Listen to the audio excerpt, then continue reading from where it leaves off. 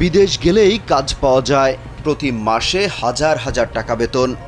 তাই সোনার হরিণ পাওয়ার আশায় 10 বছর প্রবাস জীবন কাটানোর সিদ্ধান্ত নিয়েছিলেন নেত্রকোনা সদর উপজেলার বাংলা গ্রামের মাহবুব আলম।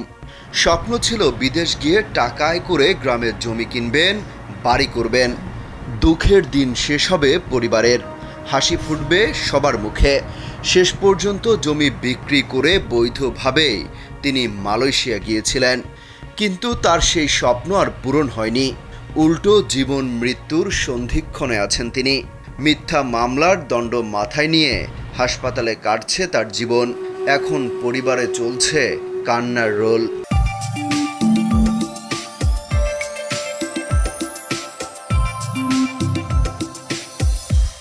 মাহবুবকে দ্রুত জীবিত ফিরিয়ে আনতে দাঁড়ে দাঁড়ে ঘুরছেন অসহায় এই পরিবারটির লোকজন। এরই মধ্যে তারা প্রবাসী কল্যাণ মন্ত্রণালয়, মালয়েশিয়ায় অবস্থিত বাংলাদেশ দূতাবাস, এমনকি বাইরায় লিখিত আবেদন করেছেন। ভুক্তভোগী মাহবুবের ভাই সারোয়ার আলম বলেন, অর্থ, চাকরি কোনোটাই এখন প্রয়োজন নেই তাদের। মাহবুবকে জীবিত ফেরত পাওয়াই একমাত্র চাওয়া। মালয়েশিয়ার একটি হাসপাতালে চিকিৎসাধীন থাকা মাহবুবের একটি ভিডিও সহ একাধিক ছবি এসেছে কালবেলার হাতে। এতে দেখা গেছে এই প্রবাসীর শরীর এখন হাড্ডিসার, অসুস্থতায় চুল পড়ে গেছে, মাথায় রয়েছে একাধিক ক্ষতচিহ্ন। হাসপাতালের পোশাকে তাকে বারবার চোখ মুছতে দেখা যায়। বাঁ হাতে হ্যান্ডকাপ পরানো অবস্থায় তার চিকিৎসা চলছে। মাহবুবের ভাই সারোয়ার আলম কালবেলাকে বলেন, বৈধভাবে মালয়েশিয়ায় গিয়ে রিক্রুটিং এজেন্সির প্রতারণার শিকার হয়েছেন মাহবুব। এই ঘটনার প্রতিবাদ করায় তাকে মিথ্যা মামলায় ফাঁসানো হয়েছে। ভাইকে মারধর করার অভিযোগ করেন সারোয়ার। বলা হয়, মালয়েশিয়া যাওয়ার পর একটি গরুর খামারে মাহবুব সহ অনেক শ্রমিককে রাখা হয়। সেখানে নাজির নামের এক ব্যক্তি প্রতিষ্ঠানের নাম পরিচয় গোপন রেখে মাঝে মধ্যে এসে হাজিরা দিতেন।